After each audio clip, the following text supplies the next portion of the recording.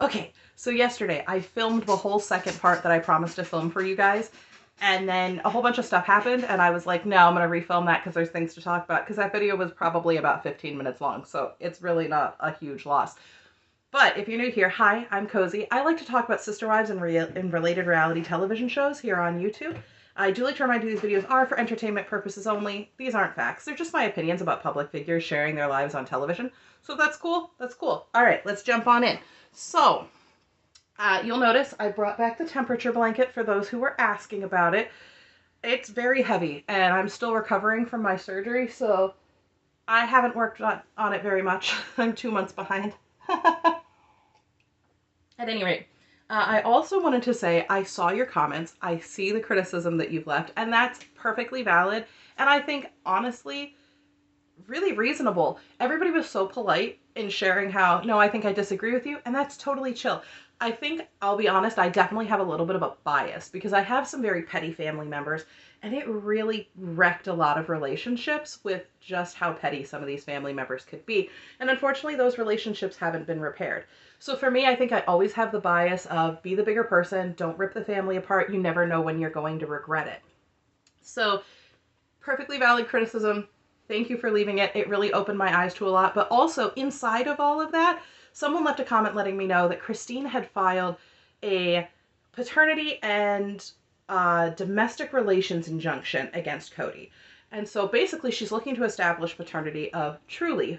I thought his name would be on the birth certificate since, of course, we saw the birth on the show. I suppose it is not, which, okay, that's weird to me, but hey, what are you going to do? So she's looking to establish the paternity for Truly, but also she's looking for a domestic relations injunction, which means that it would prevent harassment, domestic abuse, disparagement, any non-approved or non-essential travel that is outside of a court order, and also would force both parties to stick to whatever the custody arrangement is, basically. So there would be no just sudden changes or just stopping whatever the arrangement is. He would still need to see his daughter. I thought it was kind of interesting because A, once again, I didn't realize that Truly didn't have her father's name on her birth certificate, but B, the disparagement and harassment clause, obviously we know that there's been a little bit of back and forth talking about the different aspects of their relationship. So I suppose I've been a little out of the loop. I haven't seen if there has been anything really, really nasty that's gone on recently that would have prompted all of this.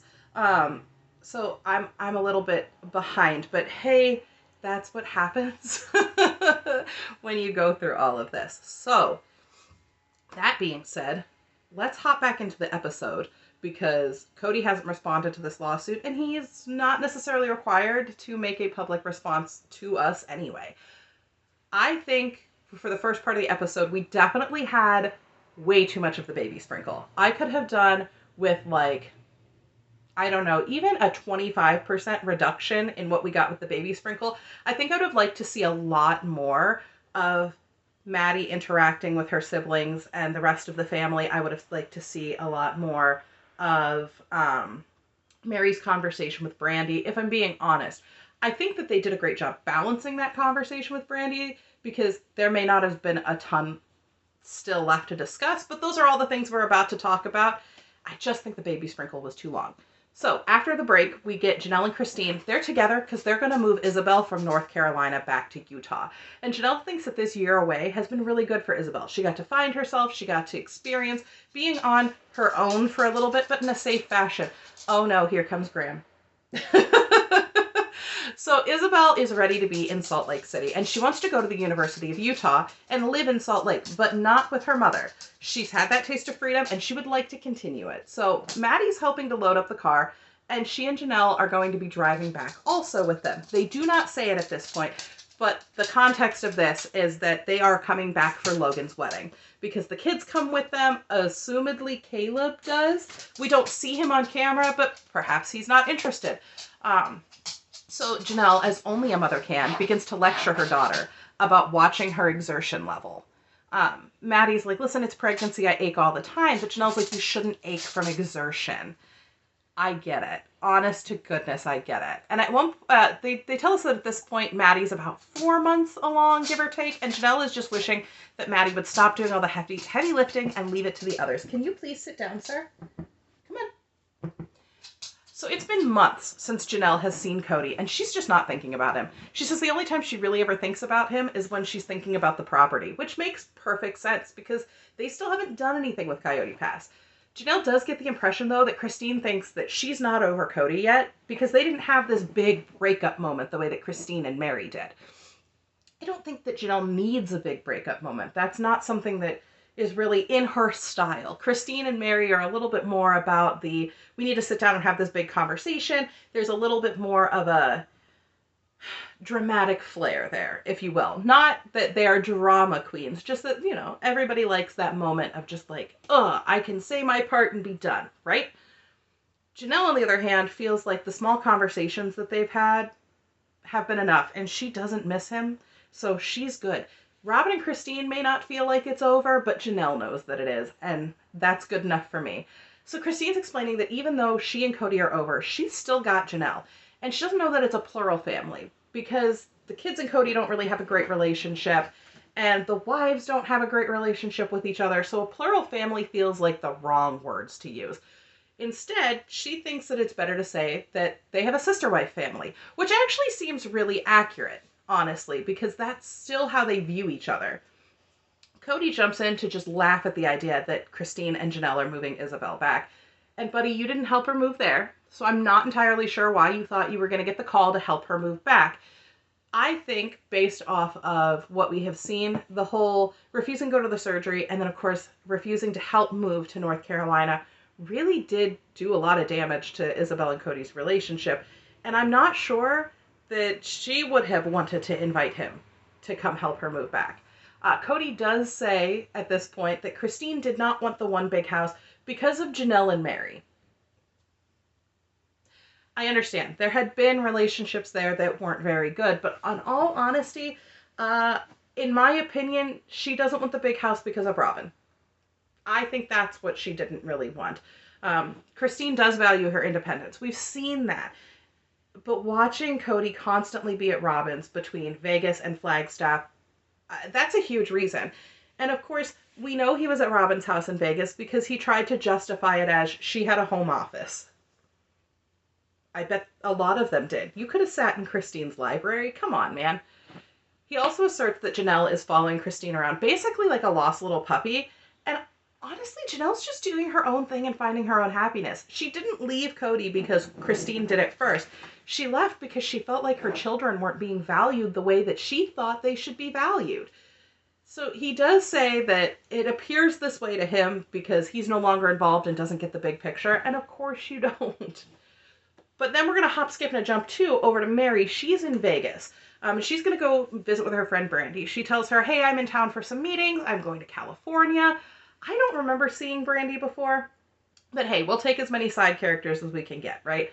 She's going to sit down with her and let her know, hey, Cody and I are done. She says she and Brandy have been friends basically the entire time they lived in Vegas and that they've continued this friendship as Meri has moved on. And I don't know if like a lot of houses in Vegas just look alike or Brandy lived in their neighborhood, but the exterior of this is so similar to the Brown family's homes that if somebody were like, that's one of the wives' houses, I'd have been like, close enough, I guess. Meri says, though, that going to Vegas is definitely weird for her. She doesn't like to visit where they used to live because it's super sad to think about how things have ended up. So they sit down on the couch after greeting Brandy's husband, Tim. And Brandy, she says to Brandy, I have something to tell you. And she's like, I don't even know if I want to know. But Brandy feels like she either already knows, because she's like kind of hamming it up. It's an over-the-top reaction. So I don't know. Does she already know, or is she not sure how to emote on camera because she wants it to show? And a lot of people, as soon as they get into that situation, feel like they need to overact as opposed to act supernaturally. And that's fine. But she says to Meri, or Meri says to her, listen, Cody and I are done. And she's like, does Cody know? Yes, Cody knows. Meri says, yeah, he basically told me himself. And Brandy says she's really, really, really glad. But Meri looks a little down with this. That's got to be hard to hear. Brandy does continue on to say that it's been unofficially done for a really long time, and I'm happy the decision was made. Meri admits that a lot of people have been glad about this and super, super supportive of her. And then we hop back to Utah, and Christine says that Maddie insisted they just drive like maniacs, and the trip only took 2 days. So I Googled it, and I thought, what can I find that is relatively near Maddie that seems appropriate? So I went Salt Lake City, Utah, to Eastern Carolina University. 32 hours. So I was factoring in like breaks, sleep, bathroom breaks, food. So if you're talking 32 hours in 72 hours, that gives you an additional 40 hours. So that's 32 hours for sleep and 8 hours for food and bathroom breaks. And to me, that doesn't seem over the top. Maybe with little kids that seems wild, but 72 hours to go 32 hours seems kind of normal to me. As they're all hanging out, McKelty comes over, and Christine's like, McKelty's just big, but she does it all. And I looked at my husband, I was like, was I big with the twins? And he refused to confirm or deny. I know that I was huge, but he did not like this line of questioning and felt that I should stop asking. McKelty introduces Avalon to EVK, and it's really cute. She's like, this is your cousin, Miss EVK. And oh my goodness, these little kids, they're just adorable. You just like want to pinch their cheeks. They're cute. So McKelty's like, listen, the last time I saw you, I was pregnant with Avalon. And Christine's like, and you're both pregnant now. Everybody looks tired at this point. Janelle shares that she knows Maddie has no relationship with her dad or with Robin. Maddie's pretty much written them both off. She doesn't call him. He doesn't call her. I don't think it's unreasonable of Maddie to request that Cody commit to being a consistent presence in her life and her children's lives. She doesn't want a maybe sometimes dad or grandpa. She wants him to take an interest in them and be a part of their lives. I know it's hard to do from far away, but honest to goodness, a FaceTime call every so often isn't that hard to accomplish. She wants to take an interest in them and be a part of their lives and actually care and all of those things. I think that's super, super reasonable. When they ask Cody, he shuts them down. I will not talk about her. Okay. You know what? Honestly, I don't even think that's that unreasonable of him, because if he has nothing nice to say, I would much rather that he just didn't say anything at all. Robin, on the other hand, is like, I don't know why he won't reach out to Maddie. I don't know why he won't reach out to the other kids. She chalks it up to being in a hurt and scared place, but she does think he should put in the effort. And of course, she thinks the kids should put in the effort too. Once again, if these were filmed, 3 or so months ago, I can understand there potentially being, some, hey, things are not okay here. Christine does ask McKelty about her appointment, and the twins are doing great. She says their heart rates are great, their movement's great, everything is great. She has scheduled her induction, and she says she is excited to get them out of her. I know what that feels like too.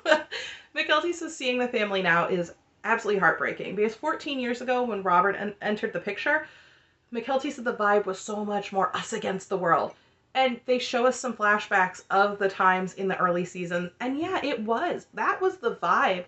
And I would say at least seasons 1 through 3. At least. It was very us against the world. The beginning years of Vegas was very us against the world. I don't think it really started to come apart until about season 6, 7. It's become super disjointed, McKelty says.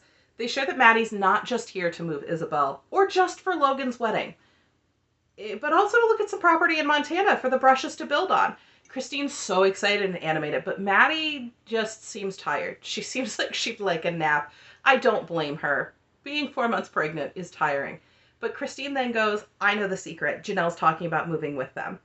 Now, In Touch reported in July of this year that Janelle had bought 156 acres in North Carolina, with, I believe, a home already on it. And that purchase was made on March 28th, which means that it was likely in the works for a little while before that. We all know buying a home, buying property doesn't just happen overnight. It takes a little bit of time. So it doesn't seem like the Brushes are in a huge rush to move to Montana after all, especially if Janelle is probably going their direction. And Janelle does confirm in the episode that if an option other than Flagstaff came up, she would take it. And obviously it has. Cody comes on and he's like, I suffer from FOMO, which is not a recognized medical condition according to WebMD, but it does contribute to other recognized conditions such as depression, anxiety. None of this is about excluding him or punishing him, as he honestly believes. They're together because of major life moments. And if he was worried about missing out that much, he had a lot of opportunities where he could have made himself available well before this moment in time. Christine does mention that she's worried Janelle's going to flip a switch and decide to move on to the property. No one's going to do that. Honestly, I don't think that Cody and Robin are going to move on to the property. I think in reality, it will probably be sold. I don't even know that it'll be divided properly, but I do think it will be sold. She worries that Janelle will build, and then Cody and Robin will build, and that Janelle's going to be stuck and unhappy. So we go back over to Meri and Brandy, and Meri is sharing the details of the split. And she says, hey, we went out for our anniversary, and Brandy's like, how many years was that? And Meri says, 32. And that's weird because, yeah, she was committed for 32 years, but they obviously weren't together. And then she jokes that maybe she should have been committed for being committed, which is actually a pretty good joke. Great job, Meri. She's very funny when she's not trying to force it. She's very funny. She shares that they drove, and he basically said he never loved her, he felt forced to marry her, and Meri's like, I don't get how that works, and brings up how Cody said that he was affirming that he loved her. And she can't understand how two single people meet and he just chooses to marry her and force himself to love her when he doesn't.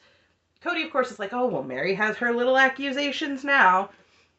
And Meri's like, no, it was cruel to pick me out of a crowd, marry me, and then lie to me for 32 years. And Cody's like, she can say what she wants, I won't comment on it.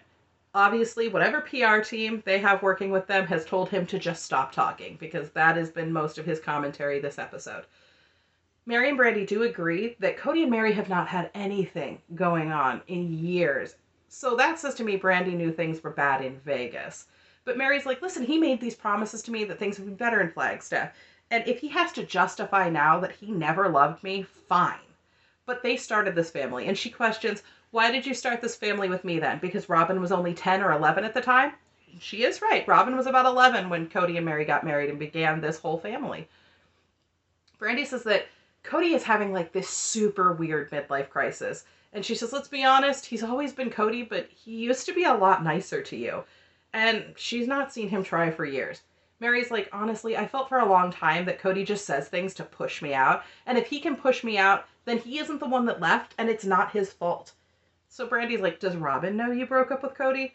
And she just nails that dynamic of Cody and Meri comforting Robin.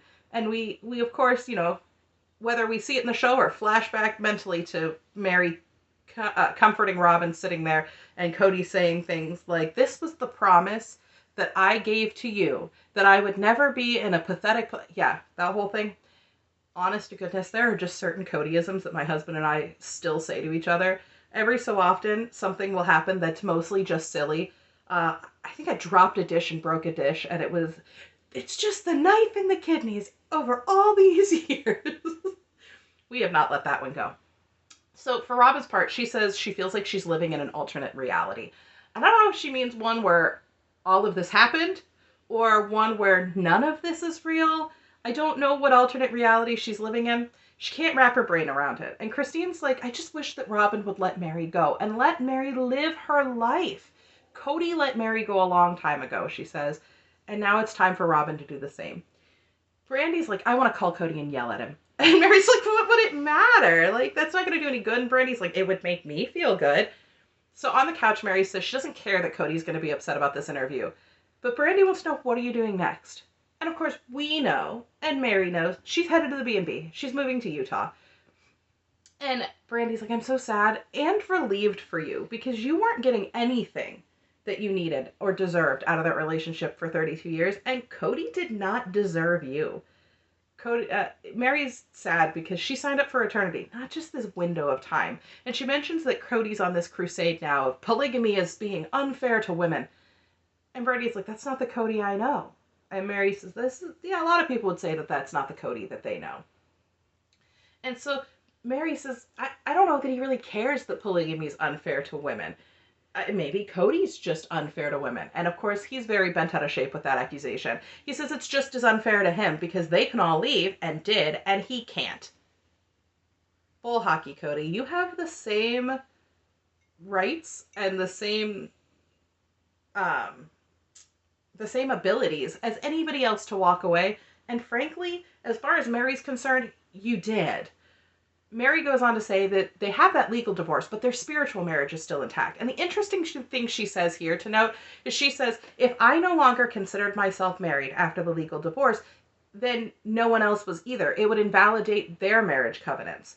So that led to some speculation between my husband and I that Meri stayed partly to not invalidate anyone else's marriage. And that's wild to me, because if that was a consideration, if she honestly felt, if I leave at any point, that everyone else's marriages would be considered null and void, that's an interesting sacrifice she would have made for Christine and Janelle, in all honesty. I don't know if that's what she meant, but that's what we were speculating. Meri is really upset about how she was treated. She said that the last 10 or 12 years of no communication and Cody refusing to say what he wanted is not cool.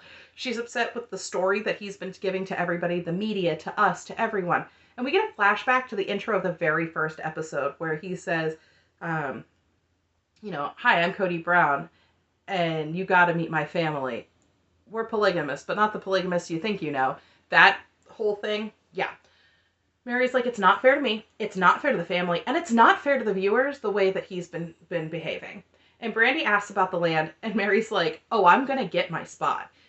Now, I'm sure if Robin watched this, she'd be like, oh, Meri's going to build. No, I think Meri just wants her piece of property that she's owed. Christine would really like Janelle and Meri to get their fair share, but she suspects that neither of them will. And I would say, if I had to give my opinion, nothing else, no, I don't think the land will be divided evenly.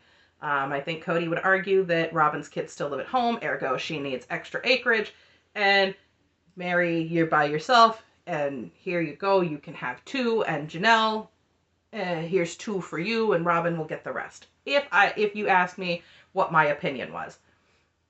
So Brandy says, that's going to be a huge house for the 3 of them. And then she says, oh, Janelle's not going to stay. Aha, you are correct, ma'am. She did not stay.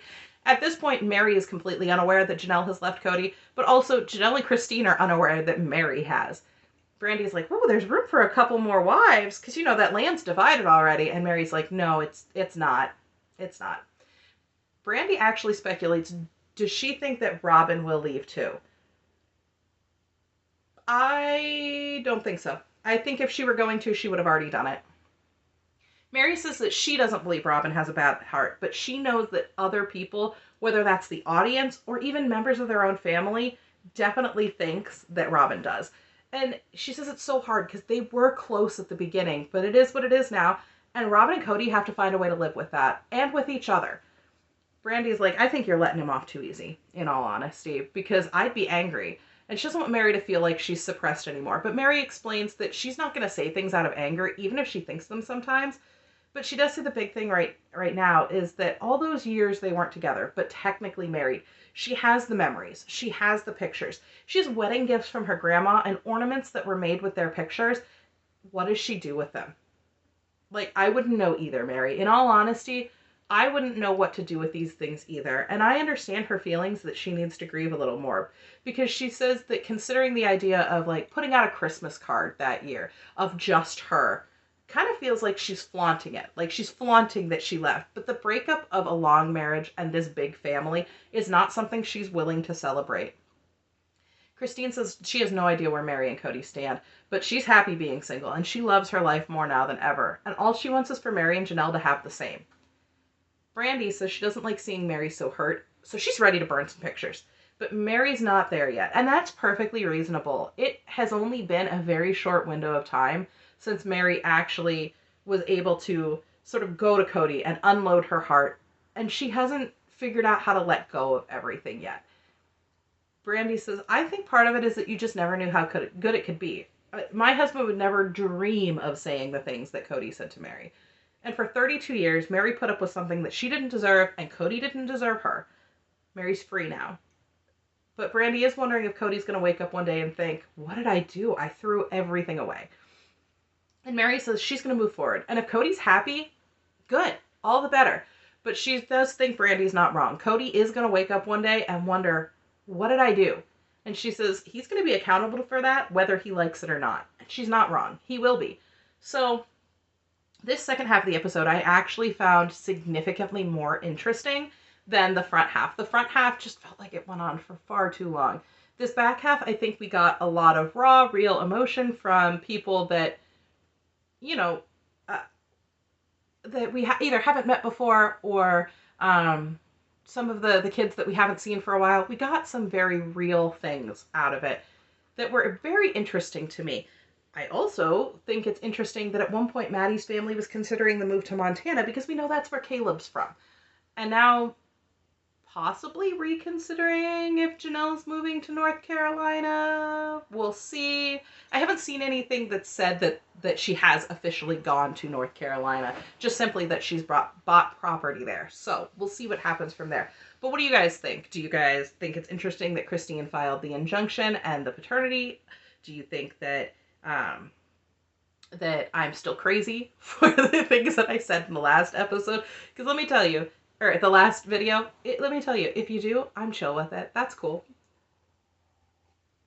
Also, I do intend to film a video about my brain surgery here, hopefully today. I'm not gonna lie to you guys, I'm still recovering and I get tired really easy. Even filming these videos can be a lot because I'm talking so much, I'm moving, I'm animated. It can be tiring. So I'm going to get there, hopefully sooner than later. So look out for that. Look out for the next episode of Sister Wives. I will try to be a little quicker getting it out this time, now that it feels a little bit better to be on camera and know that everybody's okay with the shaved head and all of these things. It's a little easier to get by. So I will see you guys real soon in the next one. Bye.